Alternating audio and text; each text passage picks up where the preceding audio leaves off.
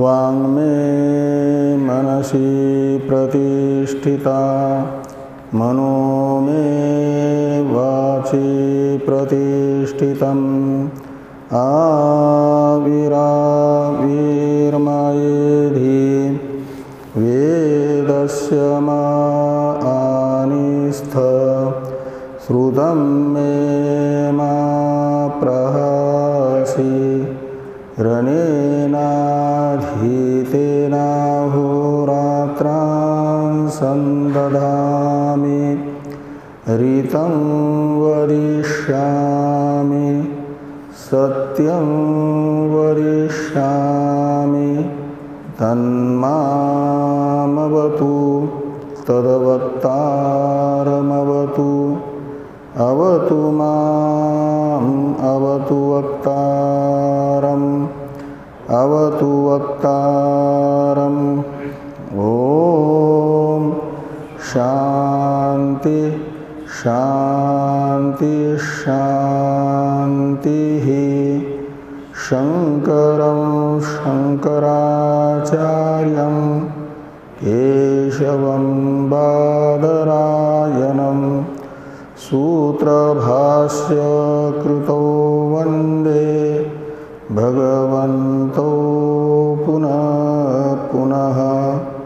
ईश्वरो गुरुरात्मेति मूर्तिभेदविभागिने व्योमवद्व्याप्तदेहाय दक्षिणामूर्तये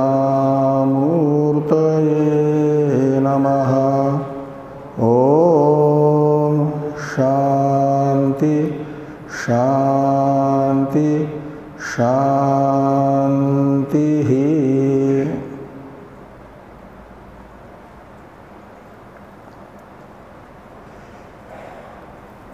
ऋग्वेदीय ऐत्रेय उपनिषद के प्रथम अध्याय के तृतीय खंड का विचार हम लोग कर रहे हैं। इस खंड के 10वीं कारिका तक का विचार हम लोग 10वें कंडिका तक का विचार हम लोग कर चुके हैं। 11वीं कंडिका का मूल का विचार भी हो चुका है। 11वीं कंडिका के व्याख्यान रूप भाष्य की चर्चा हम लोग कर रहे थे।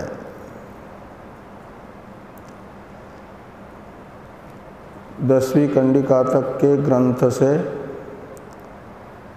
जिस अर्थ को बताया गया वह अर्थ टीकाकार ने प्रथम बताया।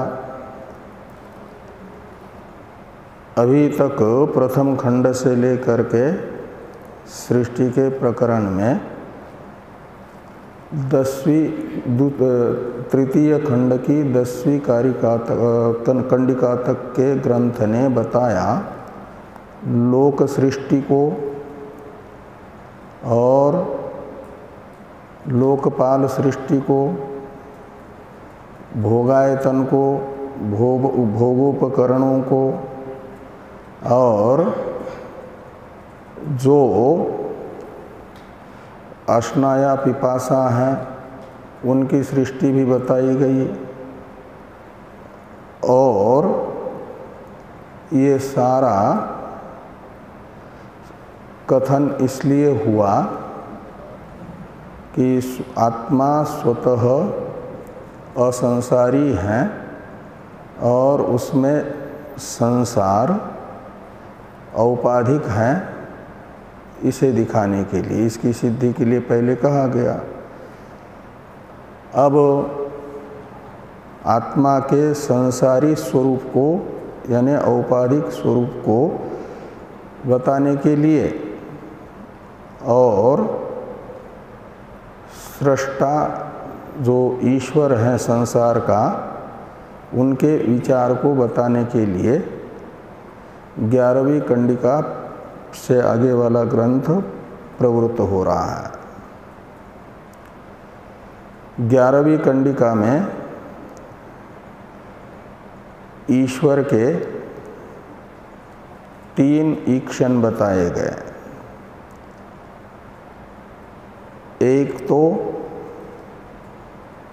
इदम शब्दित जो कार्यक्रम संघात हैं उसकी यही उपाधि है, और इस उपाधि की मेरी सत्ता के बिना, मेरे अस्तित्व के बिना क्या सत्ता होगी? कुछ भी नहीं हो सकती। और ऐसा वितर्क करके उसे स्थिति काल में बनाए रखने के लिए कार्यकरण संघात को, जो असंसारी आत्मा के संसारित्व का प्रयोजक है, उसकी स्थिति बनाए रखने के लिए ईश्वर ने ये मेरे बिना कैसे होगा का मतलब है रह नहीं सकता, तो इसको टिकाए रखने के लिए स्वयं प्रवेश करने का निश्चय कर लिया। ये प्रथम ईक्षण से बताया गया। अब प्रवेश करना है इस कार्यक्रम संघात में, तो जिससे ईश्वर के प्रतिनिधि के रूप में प्राण ने प्रवेश किया, जिस द्वार से, उसी द्वार से यदि ईश्वर भी प्रवेश करेंगे तो फिर प्राण और ईश्वर में विशेषता ही क्या रही? अतः ईश्वर ने आगे बताया जाएगा कि ये तया द्वारा प्रापद्यत, प्रपद से तो प्राण ने प्रवेश किया और ईश्वर ने मूर्धा रूप जो द्वार हैं उससे प्रवेश किया। ये तया द्वारा प्रापद्यत से बताया जाएगा। इसलिए उसके उस ग्रंथ का मूलभूत जो प्रश्न है वो भी यहाँ पर बताया गया द्वितीय ईक्षण के समय कि स ईक्षत कतरेन प्रपद्या इति। 2 द्वार हैं इस शरीर में प्रवेश करने के लिए, उनमें से किस द्वार से मैं प्रवेश करूं?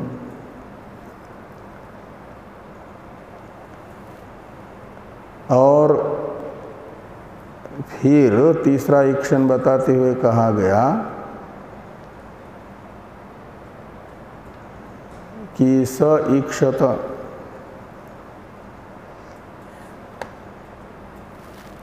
और उन्होंने क्या ईक्षण किया कि यदि वाचा अभिव्याहृतम, मेरे बिना ही वागादि इंद्रियों का व्यापार इस शरीर में होगा तो फिर को अहम इति, तो मेरी क्या भूमिका रहेगी?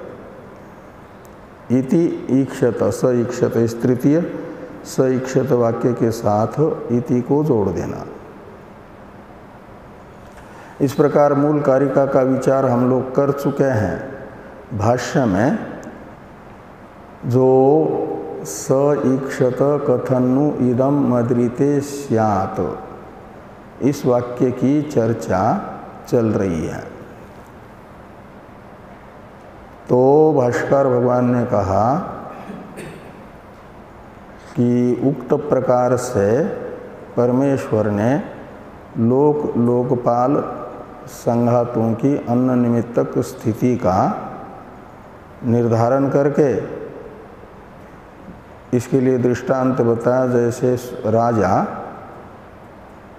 पूर्व तथा पूर्व निवासी का पालन करने के लिए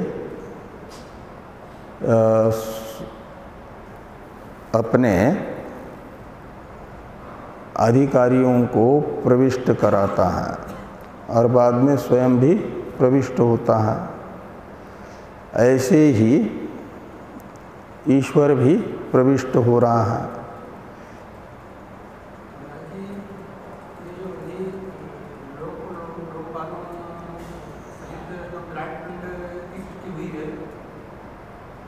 हाँ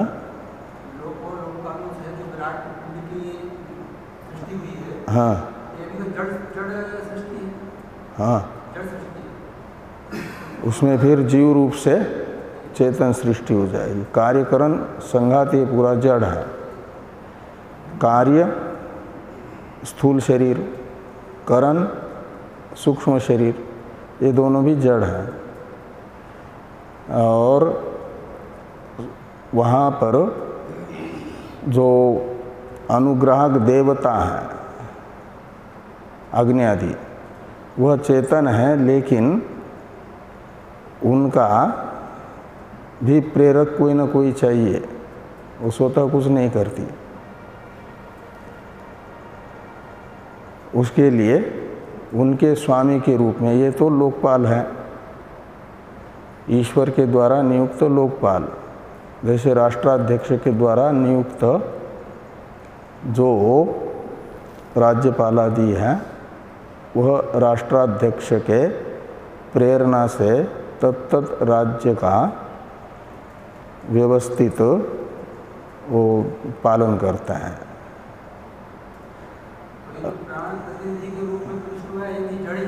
हाँ, प्राण तो जड़ है, और ये जो देवता है वो चेतन है।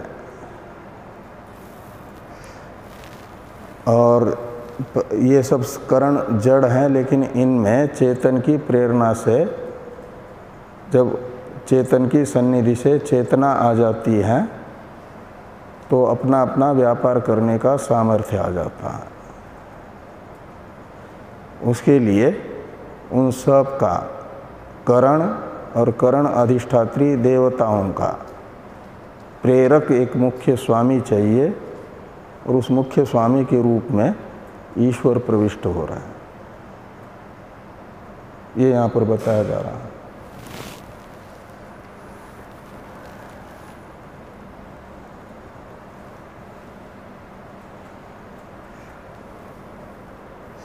तो आगे यद इदम इत्यादि जो वाक्य हैं, इसकी चर्चा हम लोगों को करना है। तो यद इदम, इसकी अवतरण टीका है, इसे देखिए। स एवं के बाद में जो टीका है वह यद इदम कार्यकरण संघात कार्यम इत्यादि भाष्य का अवतरण है। तो पूरस्य पहले तो वो इति अन्वय, यहाँ तक की चर्चा हम लोग टीका में भी कर चुके हैं। आगे हैं कृत्वा इति लक्षणम लोकादिन सृष्ट्वा इत्यपि द्रष्टव्यम, ये भी वाक्य पूर्व के साथ ही है। पदार्थान उक्त्वा वाक्यार्थम आहो, ये है यद इदम, इसकी अवतरण टीका। भाष्य में यद इदम इत्यादि जो वाक्य आ रहा है उसकी अवतरण टीका है कि पदार्थान उक्त्वा वाक्यार्थम आहो, पदार्थों को बता करके भगवान भाष्यकार वाक्यार्थ बता रहे हैं। यानी पूरा प्रकरण का एक जो वाक्य है उसका अर्थ बता रहे। अभी तक पदार्थ कथन किया। यद इदम कार्यकरण संघात कार्यम वक्ष्यमानम कथनु खलु माम अंतरेण स्यात् परार्थम सत। तो ये कहते हैं कथनु इदम मद्रिते स्यात्, इसका अर्थ कर रहे हैं। तो यद इदम, तो इदम शब्द से लेना है ये कार्यकरण संघात का जो कार्य है, कौन से इदम शब्द से? मूल में जो प्रथम वाक्य में कथनु इदम मद्रिते स्यात्, यहाँ पर प्रयुक्त इदम शब्द है, उसका अर्थ कर रहे हैं कार्य कारण संघात कार्य। वो कौन सा है? तो वक्ष्यमानम। और वक्ष्यमान है यद वाचा अभिव्याहृतम इत्यादि वाक्य से बताया जाने वाला, वो है वक्ष्यमान कार्य, जो प्रथम वाक्यस्थ इदम शब्द से ग्राह्य है। यदि वाचा अभिव्याहृतम, यदि प्राणेन अभिप्राणितम इत्यादि जो वाक्य आ रहे हैं वहाँ तक, विसृष्टम तक, इन कार्यों को लेना कार्यकरण संघात के कार्य के रूप में। कार्यकरण संघात का कार्य यही है वदनादि रूप व्यापार।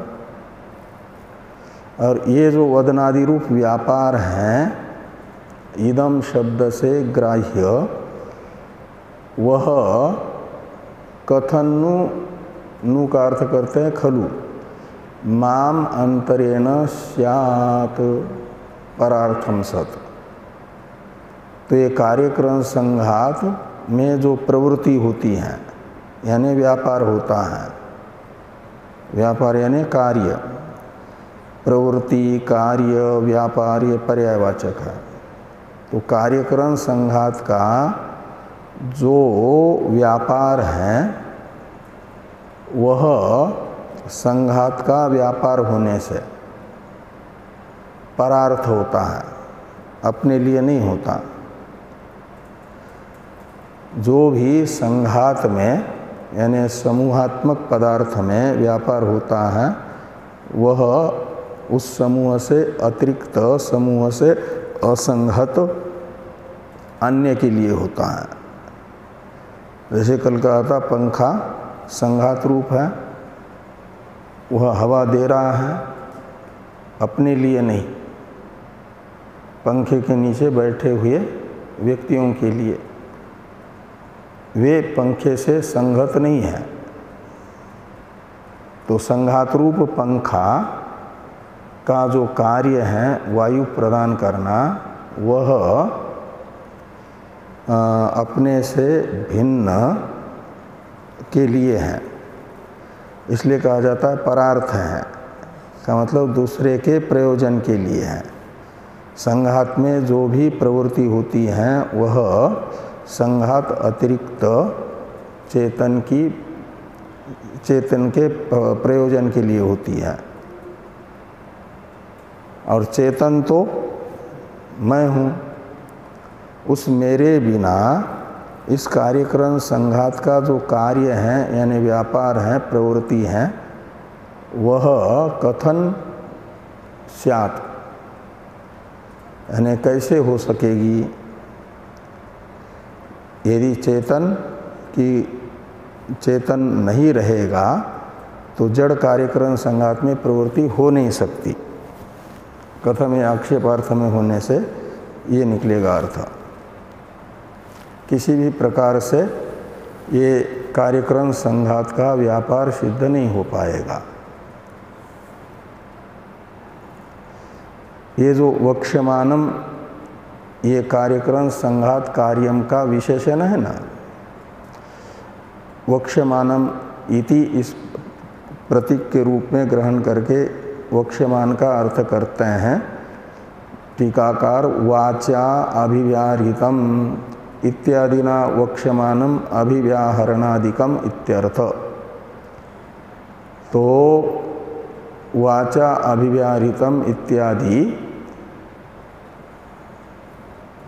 जो आगे कहे जा रहे हैं कार्यकरण संघात के व्यापार, वे चेतन के बिना अनुपपन्न है, असंभव है, ऐसा ईक्षण परमेश्वर ने किया। ये प्रथम ईक्षण का अर्थ निकलेगा।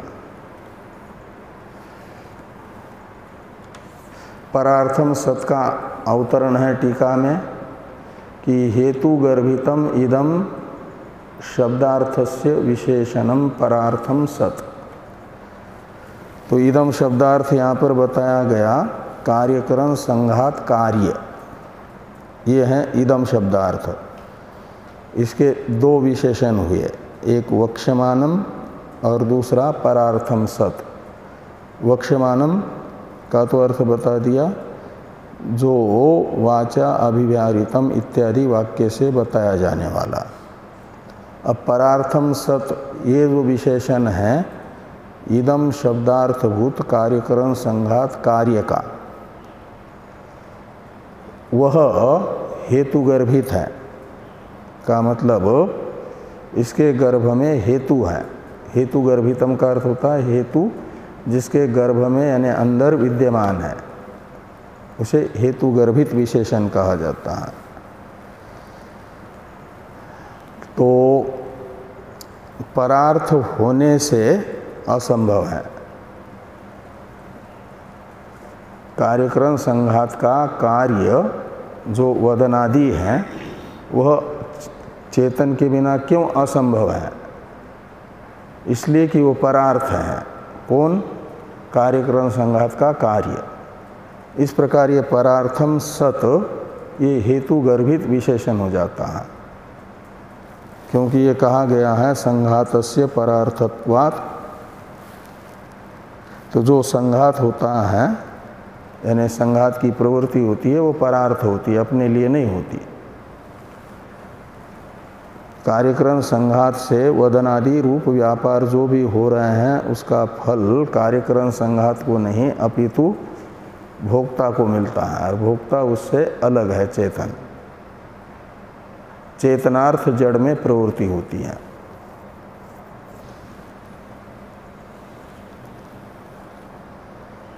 तो इस प्रकार ये हेतुगर्भित विशेषण है परार्थम सत। अब यदि वाचा अभिव्याहृतम इत्यादि ये जो भाष्य वाक्य हैं इसका अवतरण लिखते हैं टीकाकार कि परार्थत्वात् परम अर्थिनम माम ऋते कथम स्याद इति अस्यैव अर्थस्य कथम शब्द सूचितम व्यतिरेकम आह यदीति। तो परार्थत्वात् परम अर्थिनम माम ऋते कथम स्यात्, ये जो अर्थ है ये परार्थत्वात्, ये परार्थम सत का अर्थ निकलेगा। और परमार्थिन है कि परम अर्थिन है? परम अर्थिनम है ना। तो परम अर्थी जो, परम यानी भिन्न, अर्थी यानी चाहने वाला, वो कौन? भोक्ता चेतन। वो कौन है? भगवान ही भोक्ता बने हैं कार्यकरण संघात रूप उपाधि को लेकर के। इसलिए कहते हैं कि परम अर्थिनम माम ऋते। तो परम अर्थी जो मैं हूँ उस मेरे बिना ये कार्यकरण संघात का कैसे होगा? कथम स्यात् इति अस्यैव, ये जो वाक्य अर्थ है का मतलब अर्थ निकलेगा किसी भी प्रकार से हो नहीं सकता। ये व्यतिरेक मुख से कहना हुआ ना, इसी व्यतिरेक को कहा जा रहा है कि अस्य एव अर्थस्य कथम शब्द सूचितम व्यतिरेकम आह। तो ये चेतन के बिना कार्यकरण संघात की प्रवृत्ति हो नहीं कैसे होगी, किस प्रकार होगी, ये तो विधि मुख से कहना हुआ। ऋषि को व्यतिरेक मुख से कह रहे हैं कि अस्यैव अर्थस्य कथम शब्द सूचितम। तो कथम शब्द आक्षेप अर्थ में होने से कथम शब्द के द्वारा सूचित है इस कार्य का अभाव। बिना चेतन के कार्यक्रम संघात के व्यापार का अभाव। ये है कथम शब्द के द्वारा सूचित अर्थ। और यह अर्थ वो व्यतिरेकात्मक, व्यतिरेक शब्द का अर्थ है अभाव। किसका? कार्यक्रम संघात के कार्य का अभाव। ये अभाव रूप जो अर्थ है उसे बताने के लिए यदि वाचा अभिव्याहृतम इत्यादि वाक्य है, उसे कहते हैं कि यदि वाचा अभिव्याहृतम इत्यादि केवलम एव वाग व्यवहारणादि निरर्थकम क्या नाम तन निरर्थकम न कथंचन भवेत बलिस्तुत्यादि वत। तो ये कहते हैं कि यदि वाचा अभिव्याहृतम इत्यादि वाक्य के द्वारा बताया गया जो केवल वाग व्यवहारादि है, केवल वाग व्यवहारादि हुआ, ये व्यवहार का जो प्रेरक है वागादि में प्रवृत्ति का जो प्रवर्तक है, उस प्रवर्तक का व्यावर्तक हो जाएगा केवल विशेषण। और वो प्रवर्तक कौन है? चेतन। तो केवलम एव का अर्थ निकलेगा चेतनम विना। तो चेतन के बिना जो वागादि व्यवहार हैं वह निरर्थक होगा। तन निरर्थकम, वो निष्फल हो जाएगा, निरर्थक हो जाएगा, हो ही नहीं पाएगा। न कथंचन भवेत, ये यहाँ आगे कहते हैं कि निरर्थकम सत न कथंचित भवेत, संभव नहीं हो पाएगा। कैसे? तो इसके लिए उदाहरण बताया, बलि स्तुत्यादि वत। तो बलि स्तुत्यादि वत इसका अलग से अवतरण है टीका में। और पहले यदि इति इस प्रतीक के बाद में टीकाकार अन्वय बताते हैं इस वाक्य का कैसे करना है। तो टीका को देखिए, केवलम भोक्तृ रहित व्यवहारादि यत तन्न कथंचित भवेत कथंचित अपि न भवेत इति अन्वयः। ऐसा अन्वय करना उस वाक्य का मतलब भोक्ता के बिना, भोक्तृ रहितम, ये अर्थ कर रहे हैं ना किसका? केवल पद का। केवलम एव मूल में था, उसका अर्थ कर रहे हैं कि भोक्तृ रहित व्यवहारणादि। तो भोक्तृ रहित व्यवहारणादि हो गए अभ्य व्यवहारणादि, वो हो गए वदनादि व्यापार। व्यवहरण शब्द से लेना वदन रूप व्यापार। तो केवल भोक्ता के बिना वदनादि रूप व्यापार जो बताए गए हैं तत् न कथंचित भवेत, वो किसी भी प्रकार से संभव नहीं होंगे। इसलिए वदनादि रूप अर्थ अन्यथा अनुपपत्ति रूप स्रोत अर्थापत्ति प्रमाण से, श्रुति के द्वारा बताए गए वदनादि व्यापार अन्यथा अनुपपत्ति रूप अर्थापत्ति प्रमाण से चेतन निश्चित होगा। यहाँ चेतन कोई न कोई है इनका प्रेरक शरीर में। आगे निरर्थकम, इसका अवतरण है टीका में कि तत्र हेतु। तो तत्र हेतु यानी ये वदनादि व्यापार भोक्ता के बिना संभव नहीं है, इस अर्थ का निश्चायक हेतु है निरर्थकम। अर्थयते इति अर्थ, निरर्थकम में अर्थ शब्द का अर्थ करते हैं। निरर्थक में निर उपसर्ग के साथ अर्थाभाव में अव्ययी भाव समास हुआ है। ये दिखाने के लिए पहले अर्थ शब्द का अर्थ करते हैं कि अर्थयते इति अर्थ, यहाँ पचादि अच प्रत्यय हुआ, अर्थ निकलेगा चाहने वाला। अर्थयते इति अर्थ, इसका अर्थ निकला जो चाहता है, उसे कहा गया अर्थ शब्द से, अर्थयिता को। इसलिए मूल शुरू वाली पंक्ति में टीका में था ना कि परम अर्थिनम, यानी कार्यक्रम संज्ञा से अतिरिक्त जो अर्थी हैं,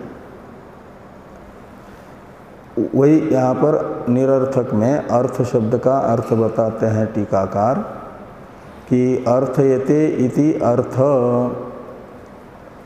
ते कर्तार्थ में अर्थ धातु से पचादि आच प्रत्यय हुआ, अर्थ धातु को पचादि गण का मान करके, और उसका अर्थ निकलेगा अर्थ शब्द का अर्थयिता पुरुष, तो चाहने वाला पुरुष। किसको चाहने वाला? कार्यक्रम संघात का जो कार्य है, वदनादि रूप व्यापार, उसके फल को चाहने वाला। वदनादि व्यापार के फल को चाहने वाला वो कौन हो जाएगा? भोक्ता।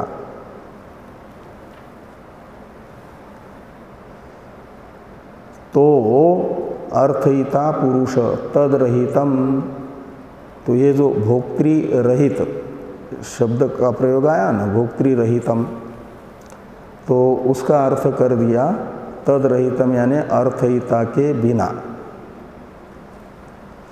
कैसे ये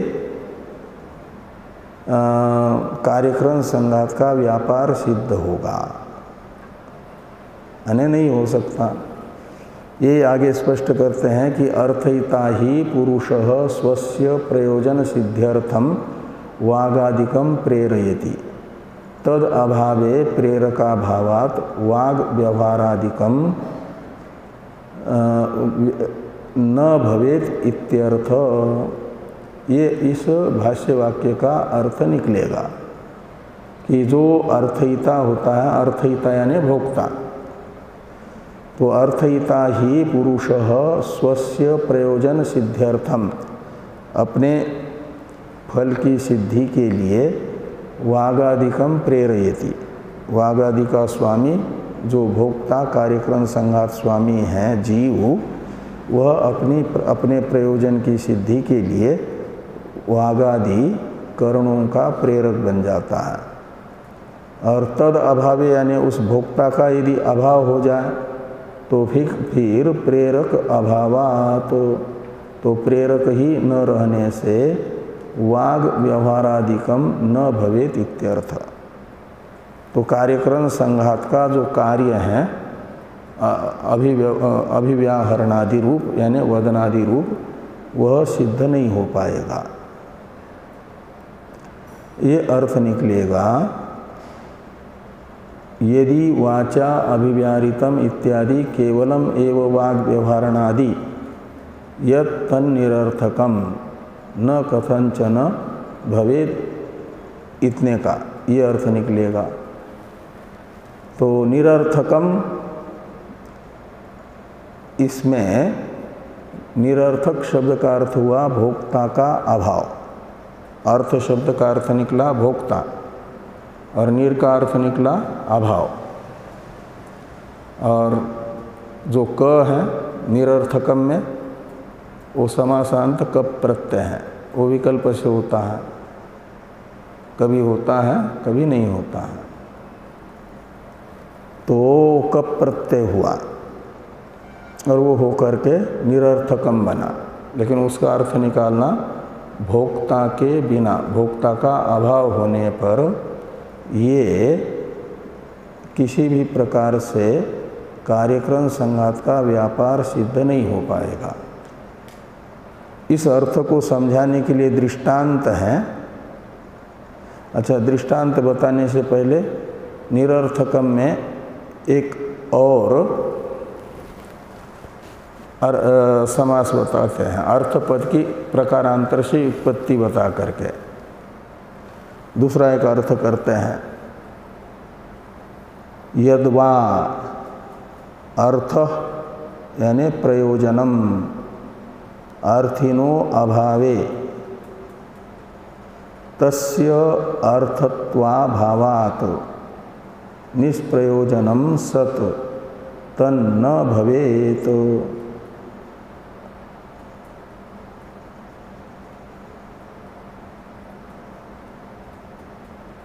ऐसा अन्वय करना। तो ये कहते हैं, कहाँ गया, तो प्रयोजनम अर्थिनो यानी अर्थ शब्द का अर्थ करते प्रयोजन, यानी भाव अर्थ में प्रत्यय माना। भाव अर्थ में घ प्रत्यय मानेंगे तो अर्थ शब्द का अर्थ निकलेगा फल। इसलिए यद्वा के बाद लिखते हैं अर्थ प्रयोजनम, अर्थ शब्द का अर्थ निकलेगा प्रयोजन, और वो प्रयोजन अस्यास्तिति अर्थी, ये अत इनी ठनो सूत्र से मत्वर्थीय इन प्रत्यय होगा। जैसे ज्ञानम अस्यास्तिति ज्ञानी, ज्ञानी धनी के तरह अर्थी, अर्थी का अर्थ निकलेगा प्रयोजन वाला। और वो जो प्रयोजन वाला है कौन है, भोक्ता जीव, और उस प्रयोजन वाले जीव का ही यदि अभाव होगा तो अर्थिनो अभावे यानी भोक्तृ अभावे तस्य अर्थत्वाभावात्, तो फिर ये वागादि जो व्यवहार है उसको तस्य शब्द से लीजिए। तो 3 नंबर टिप्पणी में टिप्पणीकार लिखते हैं ना कि तस्य इत्यादि वागादि वाग व्यवहारादिकस्य, ये तस्य शब्द का अर्थ है। वागादि का जो वदनादि रूप व्यापार है, वाग वदनादि, ये तस्य शब्द से लेंगे। और प्रयोजनत्वाभावात्, तो फिर तो उसमें प्रयोजन ही नहीं रहा, इसलिए निष्प्रयोजनम सत, तो निष्प्रयोजनम इति अस्य प्रयोजनाभावो अर्थ, तो प्रयोजन का अभाव ही रहा उसके वदनादि व्यापार के। इसलिए क्या होगा, तो आगे कहते हैं अर्थाभावे अव्ययी भाव ततः स्वार्थे कह। यहाँ अर्थाभाव में अव्ययी भाव समास हुआ है। अव्ययी भाव समास करने वाला सूत्र है अव्यय संज्ञक पदों का शब्दों का समास होता है कई एक अर्थों में, उसमें एक अर्थाभाव अर्थ भी है। जैसे निर्मक्षिकम बनता है, मक्षिकाया अभाव निर्मक्षिकम, ऐसे अर्थस्य अभाव निरर्थकम ये बन जाएगा। वो निरर्थक कौन हो जाएगा, वाग व्यवहार आदि, यानी निष्फल हो जाएगा। क्यों कि जिसके फल के लिए ये किया जा रहा था वह अर्थी जो भोक्ता है उसी का अभाव हो जाएगा। तो ये यहाँ पर कहा गया कि तस्य अर्थत्वाभावात् निष्प्रयोजनम सत तन्न भवेत। प्रयोजन प्रयुक्तत्वात् सर्व प्रवृत्ते, क्योंकि प्रयोजनम विना मंदोपि न प्रवर्तते के अनुसार बिना प्रयोजन के किसी की कोई प्रवृत्ति नहीं होती है, निष्फल प्रवृत्ति नहीं होती है। और वागादि के प्रवृत्ति का फल ही नहीं रहा, क्योंकि फल चाहने वाला अपने लिए तो उनको फल चाहिए नहीं, अपने व्यापार का कोई फल उनको नहीं चाहिए, वो भोक्ता को दे रहे थे। और उस भोक्ता का ही अभाव हुआ तो वदनादि व्यापार निरर्थक हो जाएगा। इसे समझाने के लिए दृष्टांत बताते हैं। तत्र दृष्टांत बलि स्तुत्यादिवत, ये भाष्य में दृष्टांत बताया बलि स्तुत्यादिवत।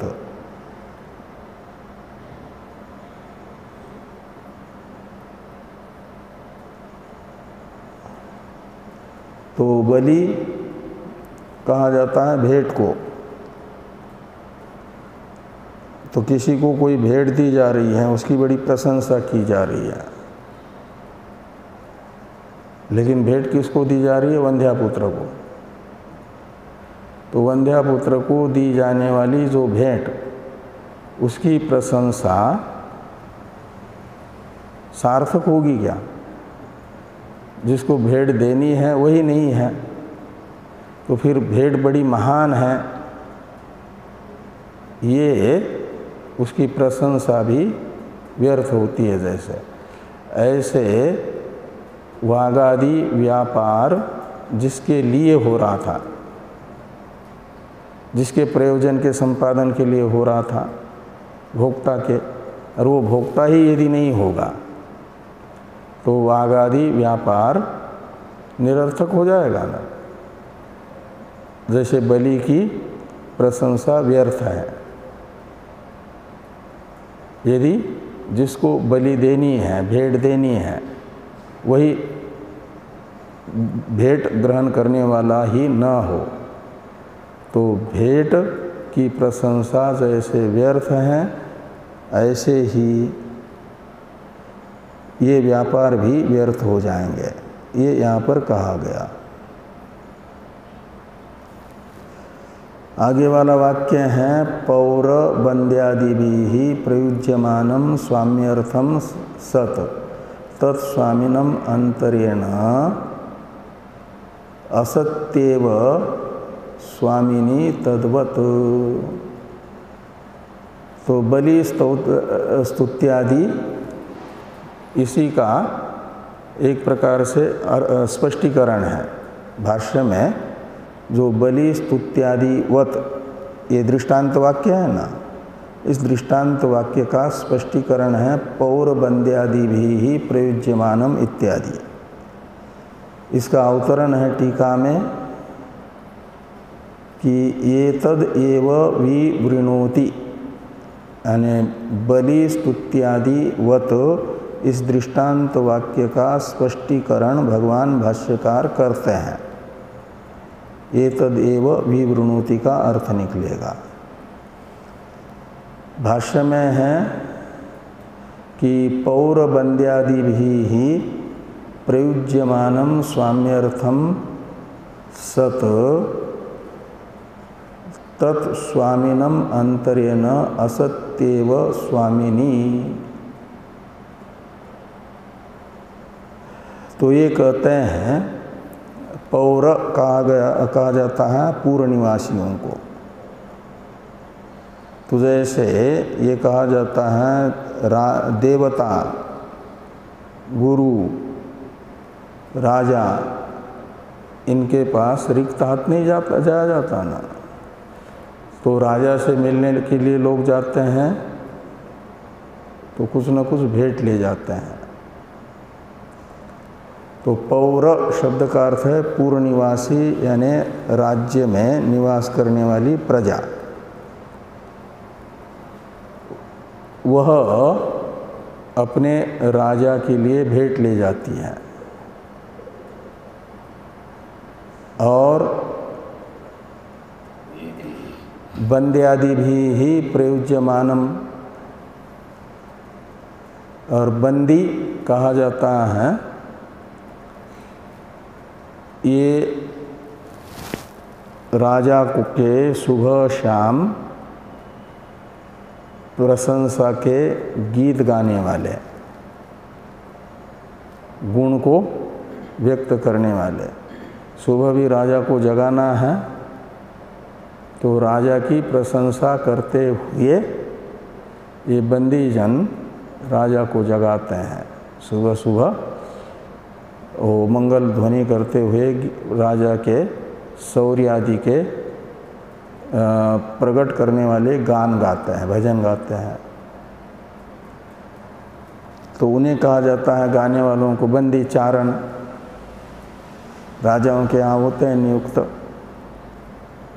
तो पौर हैं पूर्णनिवासी और बंदी हो गए राजा के द्वारा नियुक्त सुबह शाम। जैसे भगवान की हम लोग प्रार्थना करते हैं, स्तुति करते हैं, ऐसे राजा के द्वारा नियुक्त होते हैं बंदीजन, वे राजा की प्रशंसा करते हैं। इसलिए नींद खुलते ही राजा के शौर्य आदि प्रकट करने वाले शब्द कान पे पड़ते हैं, तो मन में उत्साह आ जाता है न, राजा के मनोबल बढ़ता, आत्मविश्वास बढ़ता है।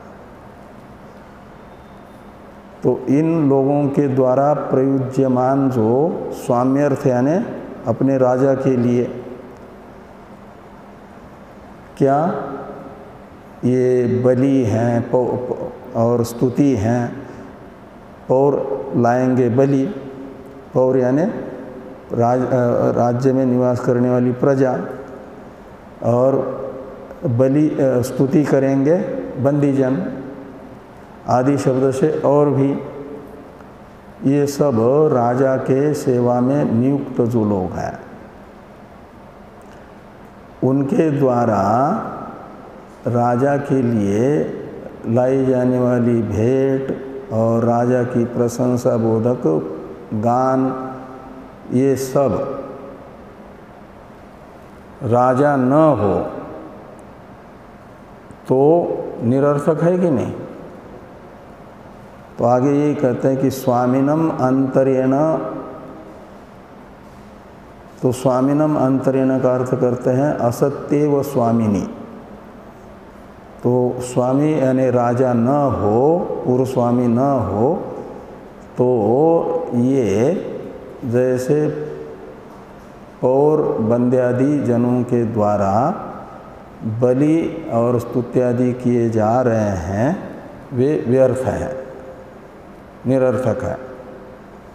ऐसे ही तद्वत अब कार्यक्रम संघात की प्रवृत्ति जिसके लिए हो रही है, जिसके प्रयोजन के लिए हो रही है, वह भोक्ता जीव न हो तो निरर्थक ही है फिर वो प्रवृत्ति।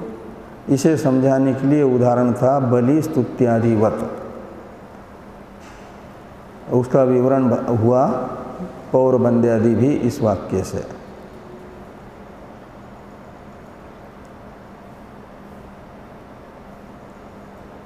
तो थोड़ी टीका है, टीका को देखिए। अत्र यथा शब्दो द्रष्टव्य, तद्वत है ना, तद्वत का तो अर्थ होता है तथा, तो तथा शब्द के द्वारा या तथा शब्द के पर्यायवाचक तद्वत शब्द के द्वारा आक्षिप्त हो जाएगा यथा शब्द, यानी जैसे, और वो जुड़ेगा शुरू में यथा पौर बंद्यादि भी ही असत्य व स्वामिनी, यहाँ तक दृष्टांत वाक्य होगा। और तद्वत का अर्थ निकलेगा तथा वागादि कार्यक्रम संघातों का व्यवहार बिना भोक्ता के व्यर्थ है। जैसे राजा के बिना ये सब व्यर्थ है।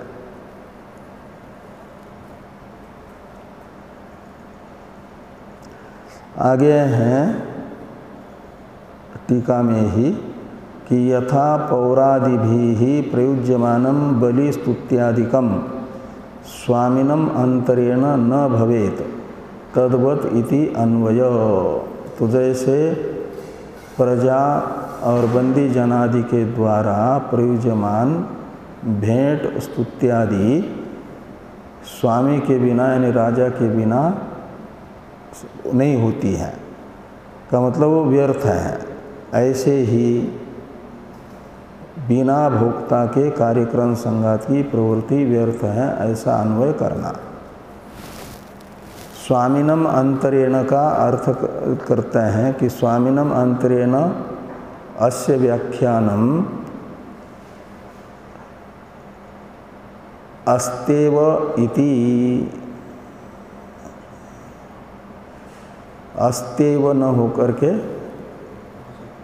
असत्येव, स पूरा होना चाहिए ना, असत्येव ऐसा होना चाहिए। उसमें क्या है, व्याख्यानम अस्ति ऐसा छपा है, अस्तेव, असत्येव ऐसा होना चाहिए, यानी जो भाष्य में है वैसा। स्वामिनम अंतरेण का अर्थ निकलेगा, अर्थ किया भाष्यकार भगवान ने असत्येव स्वामिनी, स्वामी के न रहने पर।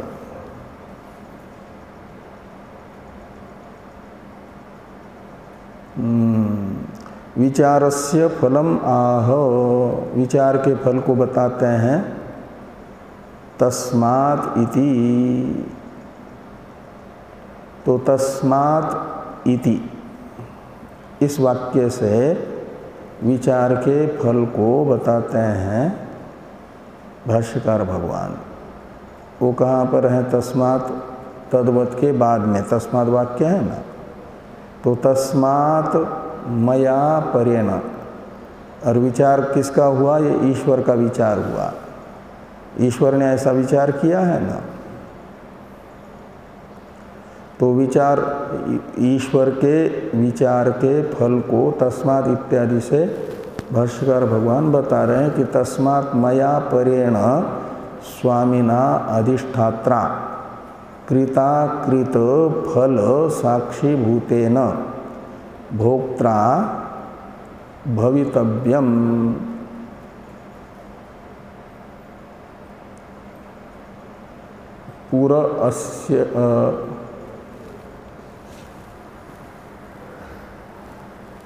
पुरस्यैव राज्ञा, ऐसा है। तो पुरसी और एव ऐसा निकालना है। क्या लिखा है,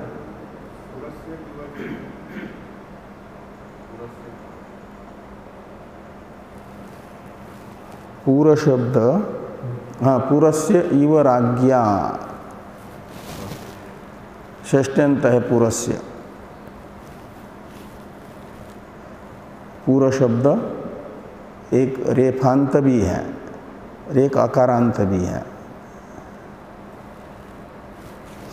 तो रेफांत होगा तो पुरी ऐसा होता है ना, पुहु प्रथमा का एक वचन होता है और सप्तमी में पुरी बनता है।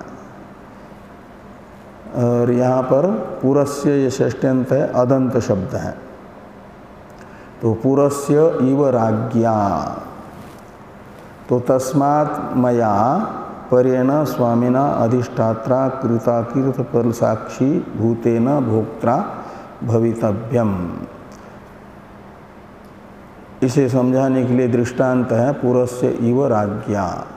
तो जैसे राज्य की सुव्यवस्था देखने के लिए राजा होता है कि राज्य में प्रजा कौन सी नियमों का पालन करती हैं, कौन सी नियमों का पालन नहीं करती हैं। जो नियमों का पालन नहीं करती हैं उन्हें दंडित करना, जो नियमों का पालन करती हैं उन्हें पुरस्कृत करना आदि, ये सब देखते हैं ना राजा। और वैसे ही यहाँ पर इस कार्यक्रम संघात के कृताकृत फल साक्षी के रूप में और भोक्ता, कृताकृत फल साक्षी रूप जो भोक्ता है, उस भोक्ता के रूप में मुझे कार्यक्रम संघात में आना चाहिए। ये भाष्यकार भगवान इस वाक्य से ईश्वर के विचार का फल बताना चाह रहे हैं, क्योंकि मेरे बिना कार्यक्रम संघात की प्रवृत्ति सिद्ध हो ही नहीं सकती, ये भगवान ने पहले निश्चित कर लिया। तो तस्मात् यानी चेतन के बिना कार्यक्रम संघात की प्रवृत्ति व्यर्थ होने से, मया परेण स्वामिना, तो कार्यक्रम संघात से अलग जो कार्यक्रम संघात का स्वामी है और कार्यक्रम संघात का अधिष्ठाता है, का मतलब प्रेरक हैं और कृताकृत फल का साक्षी भूत भोक्ता हैं। तो कौन सा कर्म किया है, कौन सा नहीं किया है, और जो पुण्य है पाप है और उसका फल देखने वाला जो भोक्ता है, भोगने वाला, और उस भोक्ता के रूप में भोक्ता भवितव्य यानी भोक्ता के रूप में इस कार्यक्रम संघात में मुझे रहना होगा। जैसे पूर्व में रहते हैं पूर्व के स्वामी राजा, ऐसे इस कार्यक्रम संघात में मुझे रहना होगा। ये ईश्वर ने निश्चय किया।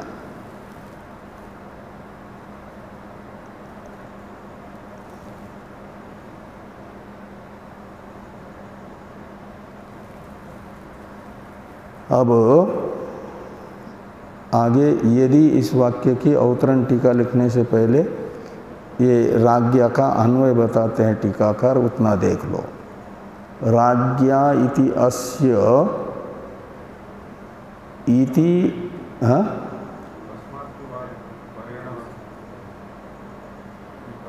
अच्छा, वो बहुत लंबा है, बीच में कृताकृत इसका अवतरण भी है, तो इसको देखते हैं हम लोग कल ही टीका को। ओम वाङ्मे मनसि प्रतिष्ठिता मनो मे वाचि प्रतिष्ठितम् आविराविर्मयेधि वेदस्य मानिस्थ श्रुतं मे मा प्रहासि रनेनाधीतेनाहोरात्रां सन्दधामि ऋतं वदिष्यामि सत्यं वदिष्यामि तन्मामवतु तद्वक्तारमवतु अवतु माम् अवतु वक्तारम् अवतु वक्तारम्। ओम शांति शांति शांति ही। शंकरं शंकराचार्यं केशवं बादरायणं सूत्रभाष्य कृतौ वंदे भगवन्तो पुनः पुनः। ईश्वरो गुरुरात्मेति मूर्तिभेद विभागिने व्योमवद्व्याप्तदेहाय दक्षिणामूर्तये नमः। ओम शांति शांति शांति।